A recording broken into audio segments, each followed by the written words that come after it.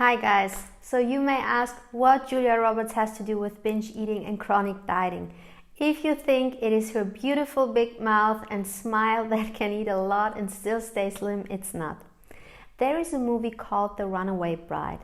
It is with Julia Roberts. In the movie she plays the role of a woman named Maggie, and she is known for letting her future husband stay in front of the altar.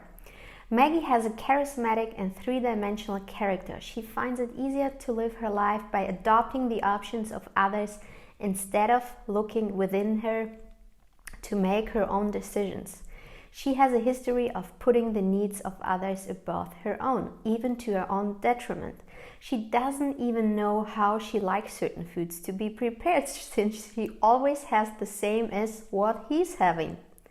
What happens in that movie? As soon as things get serious, she gets cold feet and runs away in front of the altar. I've noticed the same patterns with some people who want to recover from chronic dieting or binging. They are in love with the idea of having food freedom and a balanced and healthy way of eating. But as soon as things get real, aka to make an obligation, they get cold feet and run away from real recovery and the real solution. For example, they don't set proper boundaries with family members and their friends when it comes to the food they eat. They have a specific goal weight in their head that might not be realistic in their genetic makeup. Instead of recovering for real and taking action, they always search for the solution and hop from plan to meet their unrealistic goal. If people ask me if I truly believe that everybody can recover from binge eating or chronic dieting or any diet-related topic, I say yes and mean it to 100%. But the most crucial factor is the willingness and the genuine desire to recover realistically. Of course, everybody who deals with binge eating wants to recover. What a stupid question, right? I sometimes have super frustrated people sitting in front of me and I tell them that I think you're not ready right now. They are at a point where it's not hurting enough, because keep in mind that your mind always runs a cost-benefit analysis, or they are incredibly stubborn and don't want to change. They want a fix after just talking for 30 minutes with me. And hey, sometimes this is really enough to share what you need to hear, but you need to put the effort daily. They hide and say they can't eat this or that because they have allergies, etc. By any means, I don't want to offend anybody. But some of those people don't have those issues, but they use them as a reason to restrict. They're not even aware of that and talk themselves into all kinds of allergies and food intolerances. But interestingly, they don't have food intolerances to binge on fries and Coke. You have to fall in love with the idea of marrying a person and work through tough things when necessary. But more important, to know what you want in a relationship. Marriage isn't only romantic, it is an obligation as well. Two different people that share many similar values and moral things said yes to each other. When you say yes to someone, this also means taking their character attributes you may not like that much, but you find ways over the years to work through it, and if not, your partner is maybe not the right. The same is true with recovering from binge eating or chronic dieting. You have to fall in love with the idea of becoming binge-free and free from dieting. It is not a one-night stand where you have a one-night pleasure and then it's done. No, you have to become in love with the idea of giving up certain foods you loved in the past. You have to fall in love with the idea of giving up unrealistic weight loss goals. You have to fall in love with the idea to eat healthy food, and most important, to know your big why. Some people can't adequately address why they want to get free of their diet-related issues, like binging. Weight loss is only one small part of it. I score high on the Big 5 test in openness. This means I'm very open to new experiences. People with this personality trait are adventurous and very susceptible to new pleasure experiences. Some people almost have no pleasure in their life. The only pleasure they get in their life comes from high-calorie dense foods like junk food. I have some relatives, and when they invite me to dinner, they usually prepare some rich and special food dishes. While they eat, you know what they talk about? They talk about all kinds of recipes and other tasty food. It's only about the food. People who binge hate the feeling of weight gain, loss of control, and the physical pain afterwards. However, they love the binge itself because it gives them tremendous pleasure at that given moment. Unfortunately, it only lasts for a few minutes, but it is worth the pain afterwards for your mind. But we need to change the course and this habit that is involved in order to recover. Many years ago, I gave up the pleasure that comes from eating high-calorie dense foods. I was ready because I knew there was something greater waiting for me than a pizza or a chocolate cake. We often have in mind that when we give up something that for now seems so good, like a specific weight loss goal, we will lose it. But the good thing in life is that when we risk something, life is able to give us something greater than we can imagine. One part of it is peace and calmness. I get the same pleasure now by eating all the healthy foods I got from junk food in the past. For many weeks I craved watermelon in the winter, but it was not in season at that time in my area and it was super expensive. Then my husband went to the grocery store and I said, buy one of the watermelons, but just one because it's super expensive. When he came home, I saw him with a huge bag and thought he was carrying a baby elephant in that bag. He entered the door, opened the bag, and there were 5 melons. He bought them all. I was the happiest human being on earth. I was so grateful at that moment. That's how much pleasure I get from healthy food. So one big reason is that I allow myself to have as much healthy food as I want. Many binge eaters or chronic dieters even restrict their healthy food or unknowingly eat too little. They are very controlling and huge hunger ends up with junk food most of the time. So I was willing to learn different skills that are involved in living a healthy lifestyle. One of them was eating enough and not comparing my amount of food to others. I was expecting my genes and that I cannot reach every weight I desire, but just being a good dieter and restricting without the price of binging. Another skill was learning the skill of food prepping. And one crucial skill was to stop pleasing others in social situations when they made that cake just for me. I see people fail in their health goals because they don't set proper boundaries in their relationships. The same happens in a marriage or long-term relationship. You make compromises, but at the same time, you set boundaries in a healthy relationship. Maybe you still didn't find Mr. Right or Mrs. Right in terms of a healthy diet in your case.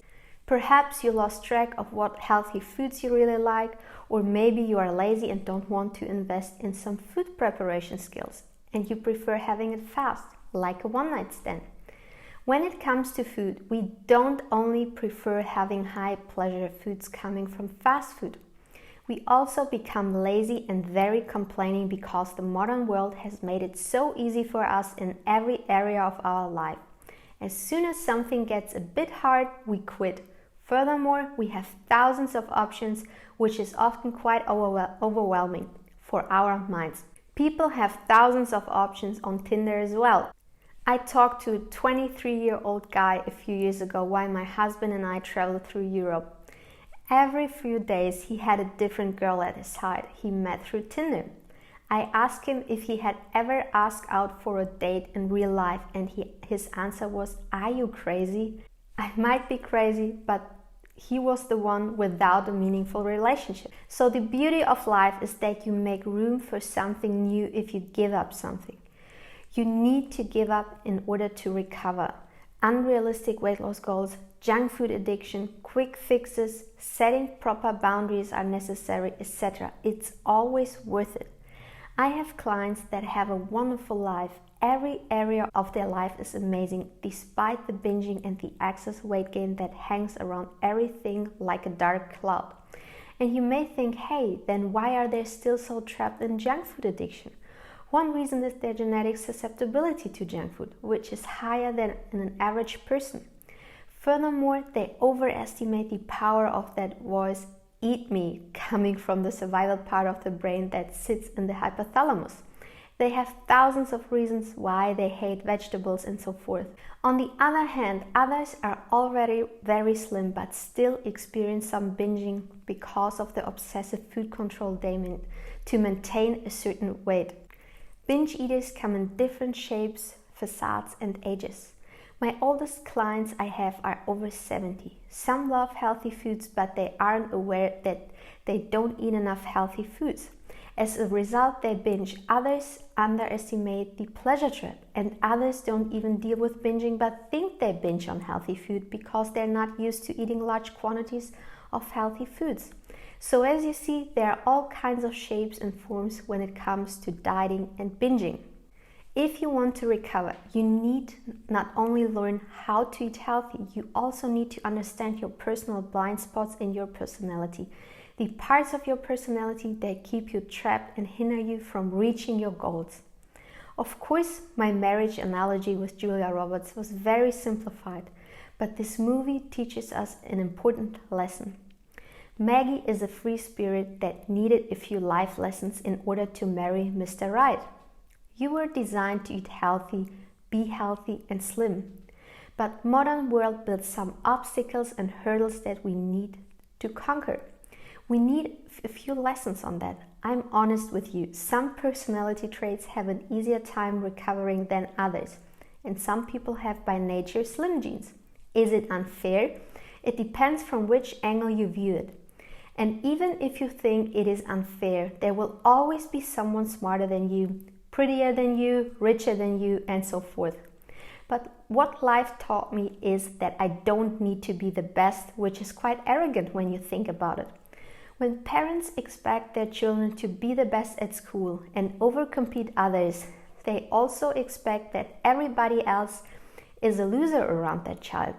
That is not a winner's mindset. A winner's mindset is always trying to give the best in any circumstances, no matter how hard or unfair it is. He focuses on the good and doesn't compare himself. This is different than trying to be the best. It is hard because the most important thing for humans is what other people think of us. Competition is built in us. This is an area of your life where we need to beat our genes. You will live with your body and personality for the rest of your life. No matter how much you complain about it, it will not get better by complaining about it. Therefore, instead of focusing on what you can achieve, focus on what you can achieve. By giving your best, you will feel your best, no matter the results others have.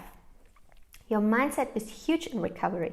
When you want to master something, you make an obligation. But like in a marriage, you need to accept the complex parts as well and work your way through them to make it the best relationship of your life. You also need to be clear on your needs. This is not a Tinder thing. The pleasure trap is not only related to food and drugs. This fast-paced and quick-fix life that we created in the modern world can also be a pleasure trap. Remember, falling in love with the idea is not enough. Scrolling through social media, influencers, and wishing and dreaming is not enough. You need to take action and accept the things you can control. You need to love to make mistakes and adjust at any time if required.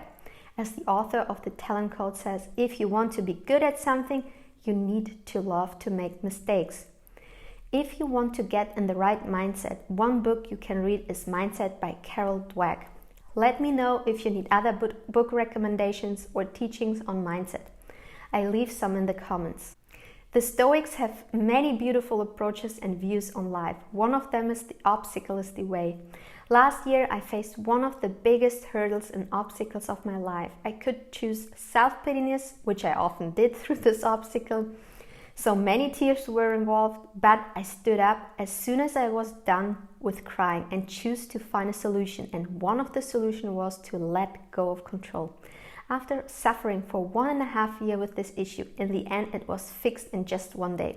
One part of it was doing everything that was in my power, and the other part was trusting the process and letting go of things I didn't have power over. Today, looking back, this was one of the most painful experiences I made, but believe it or not, one of the best I've ever experienced. It taught me so much about human life, values and more. And you know what? To some degree, I was part of it that the solution took longer than needed. I wanted a quick fix. If I would just trust the process without trying to enhance the outcome, it would maybe take me only a few months instead of 1.5 years, but it doesn't matter anymore because what I learned already helped many people who deal with the same thing. Sometimes the slowest path is the fastest one. What if I tell you that binge eating or recovering from any diet-related problem might be the best thing that happened to you? Because what I know for sure, these conditions force you to reevaluate your way of eating and bring you to a new level of health. Ask yourself the following questions. What are you running away from when it comes to your diet-related problem? What hinders you?